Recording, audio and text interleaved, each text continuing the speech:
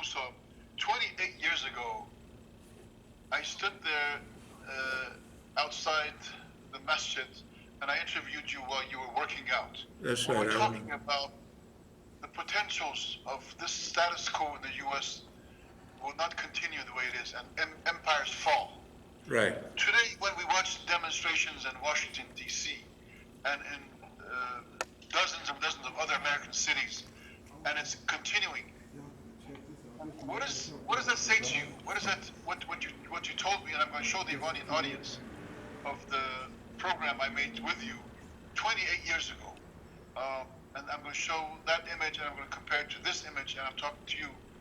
What has come of America, and where is it at now today? Okay. And how is it? How you, in a sense, you, not, I don't want to say predicted, but you said things will come to a head sooner or later. No, I remember it very well. It was a prediction. It was technically a forecast. What I said at that time was, America will fall from the inside. I said that there's no external force that will bring America down. Right. It would fall from inside. Now, when you came over here and you showed the movie you made about Isa alayhi salam, we talked about that then. Now, that was about 15 years ago. So Right. what you were saying, hey, everything you said then is happening right now. That was then, 15 years ago. Right. Now Right. we're in the second stage.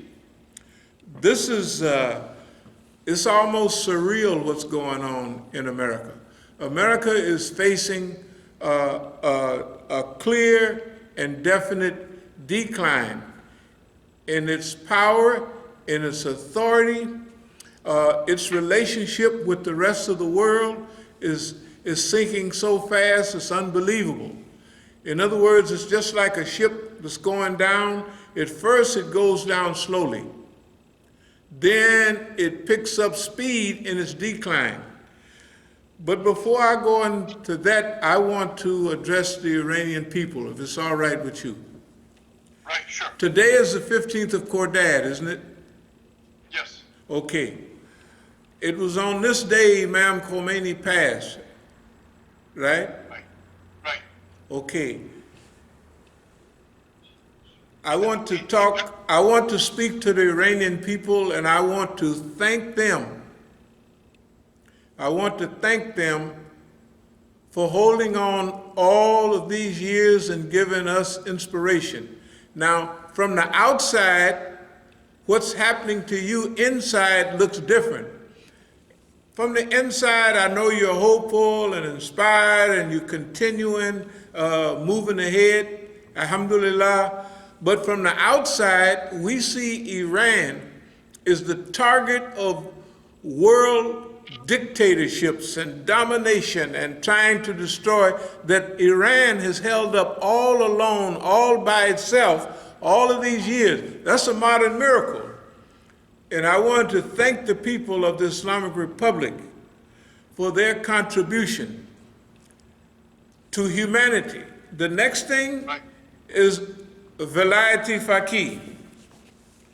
Velayat-e Faqih, you know, when I was there last time, remember they did this article about Velayat-e Faqih?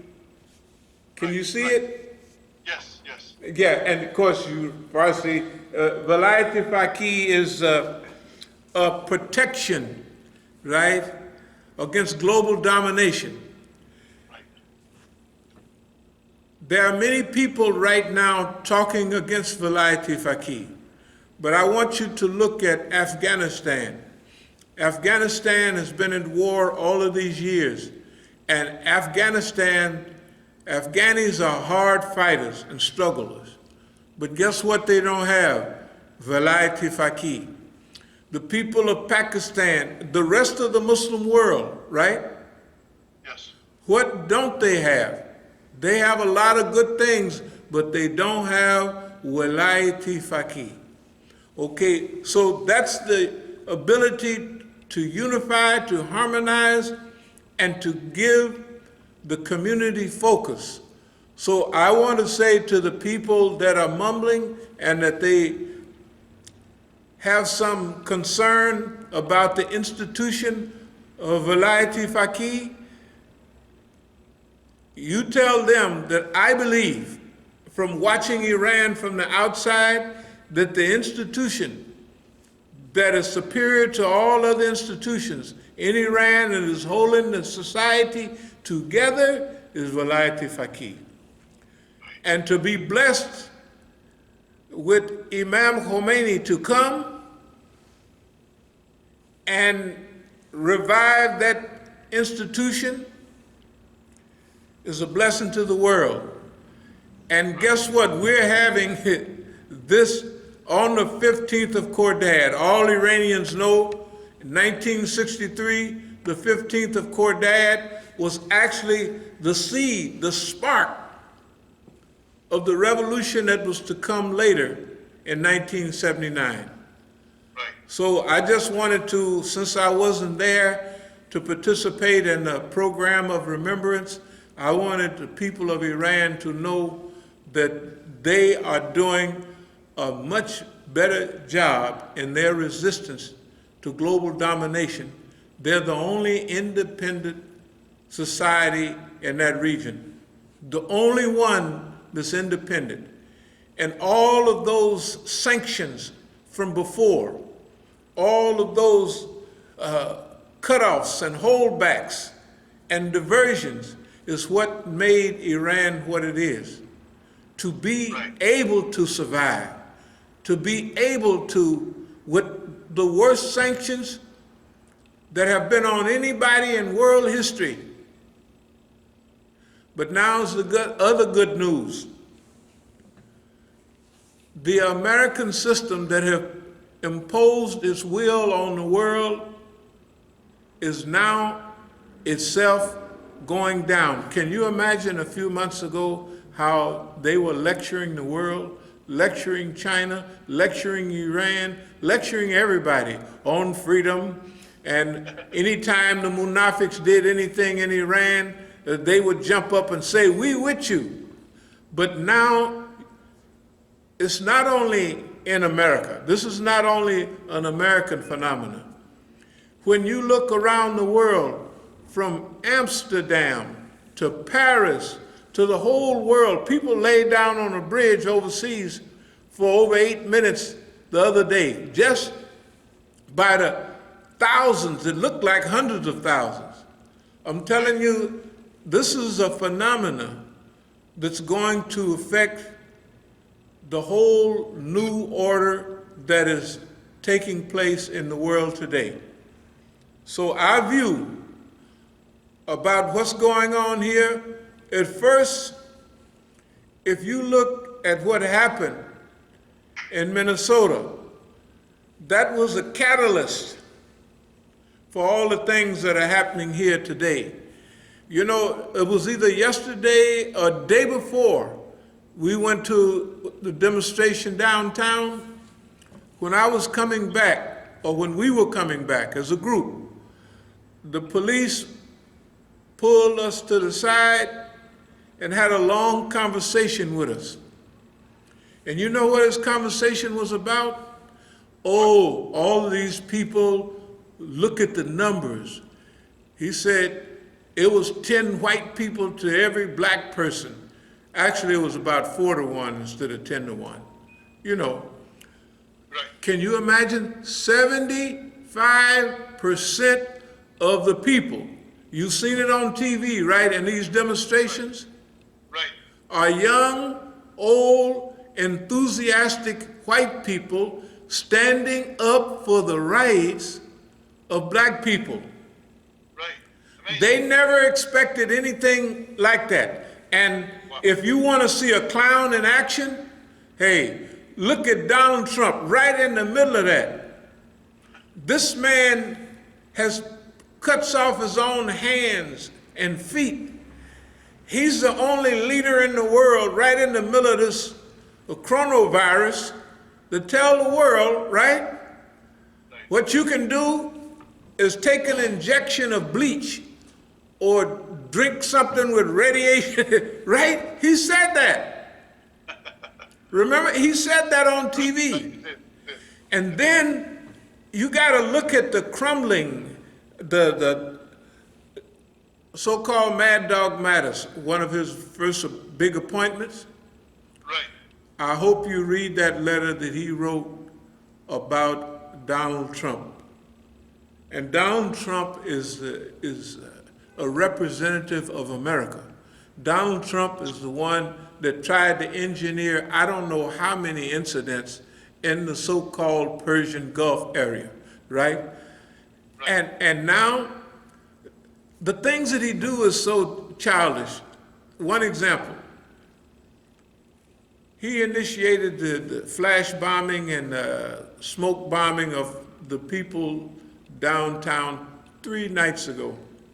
Why did he do that? To clear the way so he could come over in front of a church and hold up the Bible, right? To show that he wasn't scared, you know, because the mayor of Washington, D.C., Muriel Bowser, said that that man is hiding in the White House. And you know, they took him down to, they have a special bunker in the White House, way downstairs.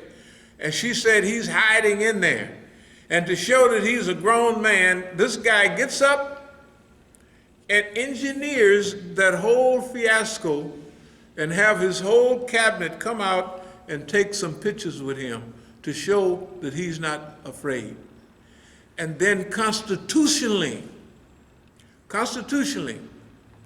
there's several rules and guidelines in the Constitution that give Americans certain guarantees.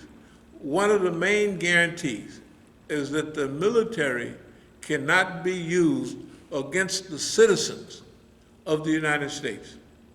The National Guard can be used. The state government, the governors, right, can nationalize or activate in each state it has to happen, the National Guard.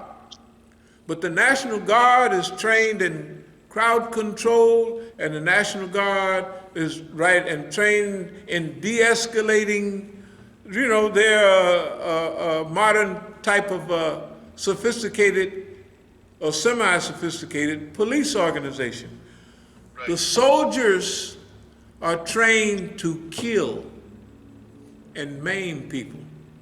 They're not trained, right, to make peace and bring harmony and to settle arguments. They're trained to kill people.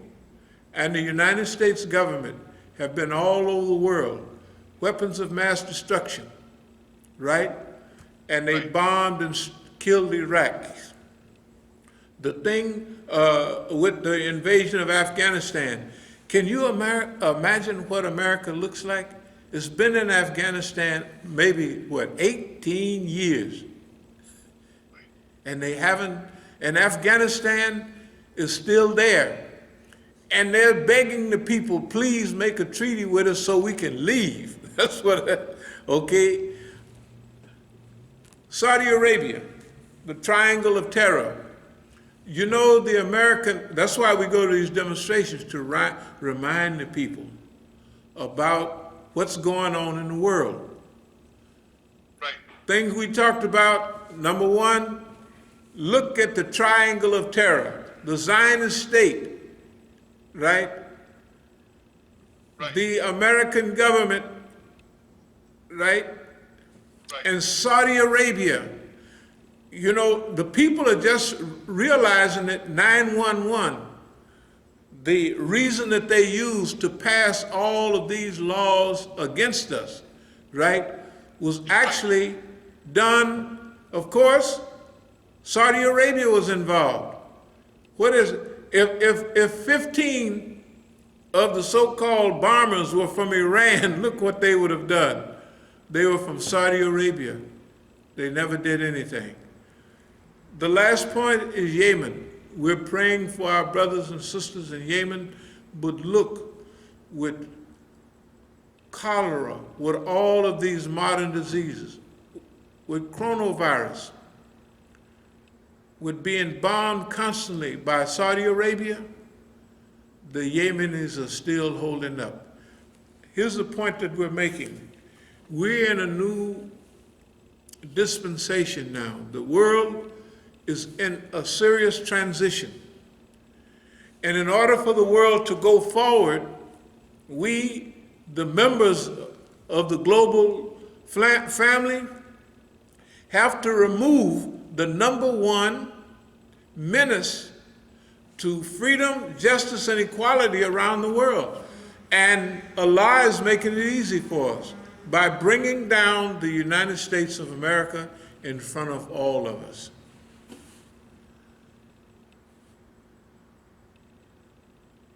Next question. Yes, yes. You know, what's happening now is almost intoxicating for me. When I watch CNN, and I watch it like obsessively now, because for all these years, we've been saying, this evil cannot go on forever. And when I see those people walking, and there are a lot of white folks there walking, and they all look very peaceful, and they're all, it's a very grand mixture. And in fact, mostly they're white. And the cause of it was this one gentleman with such a beautiful background. And Allah, the Creator, has caused the death of one man as a cause for a complete upheaval that we've been waiting for decades and decades. When Imam Khomeini called America the Great Satan, The great Satan. we witnessed Yes. all these mischievous things America's done to everyone, not just to Iran, to its own people. And when you see these people walking, and I looked very carefully in their eyes, the people who are demonstrating, they don't look like fanatics. That's right. They look like, as they're walking, they're doing something that they knows that somebody's watching from above, and they do it as like a prayer. And when I look at them, I see something. It's not a protest. It's like a prayer, and I think this has baffled the rulers of America of how to deal with it.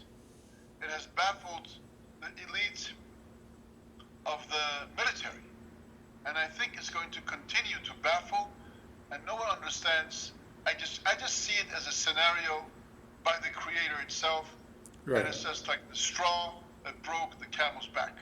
Okay, yeah, that's you know, like when I talked about the meeting with the sergeant, the police officer, a few days ago, the main thing he was trying to do was make us be against all of those innocent white people, Latinos.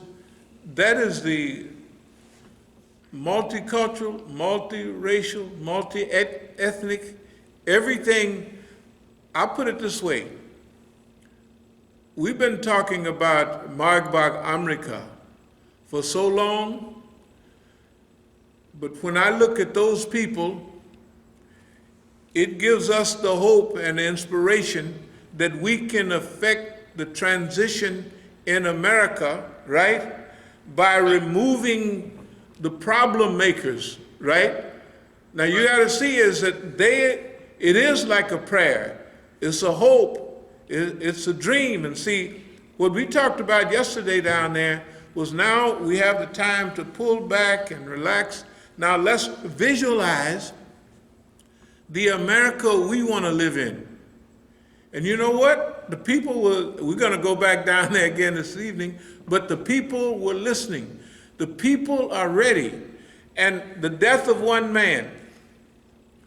See, Allah, you know, when it talks about the martyr, that Allah does not waste the martyr, that they're alive. Imam Hussein is alive right now. We know it. A lot of people don't even know, but he's alive and well now. I give you an even closer example. The martyrdom of Qasim Soleimani and Muhandis, his companion, right? Yes. Now think what happened.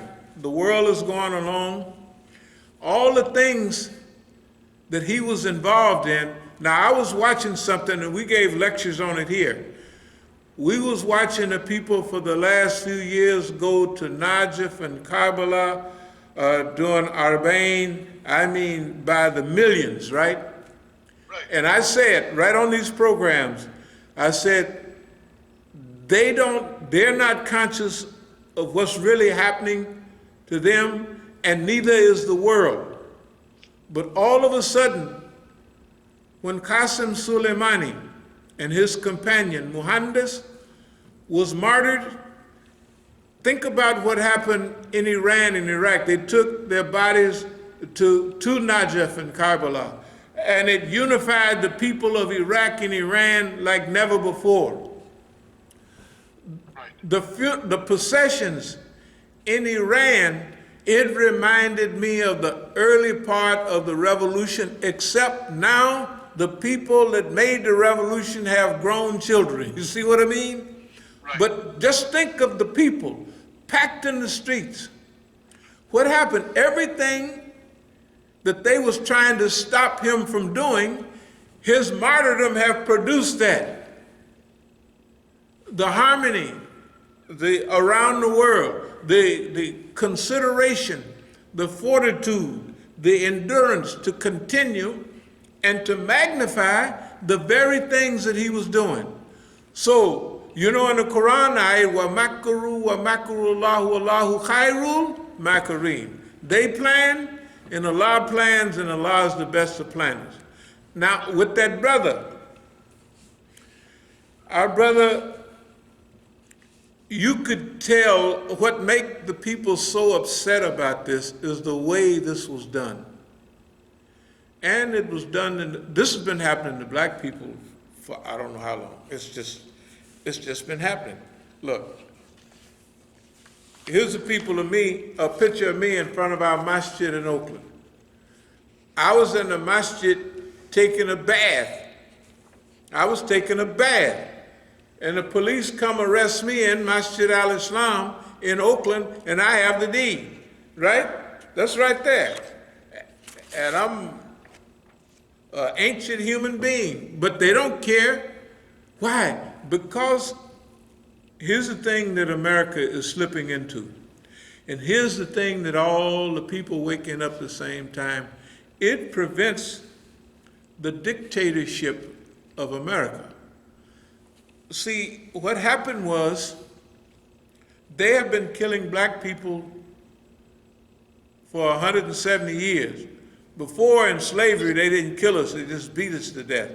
But you're not gonna kill your property, we cost too much for.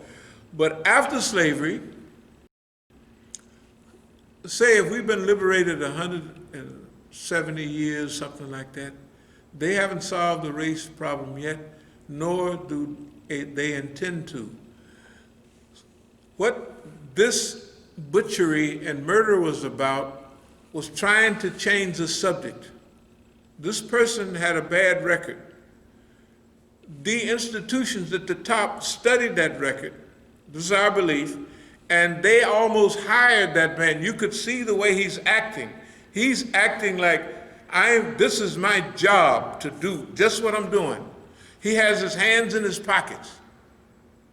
And this new martial arts type of killing, black people are dying in custody without being shot because chokeholds, strangulation, all of these things that don't leave a mark on your body.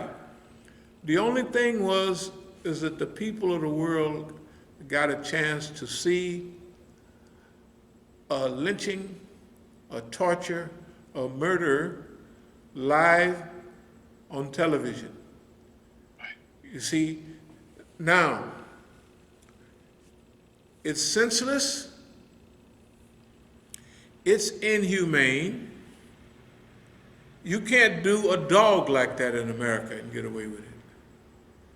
So what happens? Unexplained incidents come to power.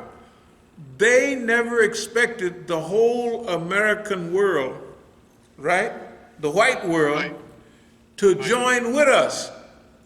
They outnumber us. I'm telling you, look at all the demonstrations around America. Right. 4-1 at least. They're innocent. They're there for no reason except that I want to be here. They're not even allowing, you know, the United States government is very tricky. Whenever you have a good demonstration, right, they will have people come and burn and make trouble to try to give the government justification for them to attack you. Now all the people are aware of that. You notice the last few days, all the demonstrations have been peaceful, and all the people are now making a point of, we are here to celebrate our unity and to stand with each other against the system known as the United States government of America. So this is a surreal, every time we go down to a demonstration, it's special, it's different than in the 60s.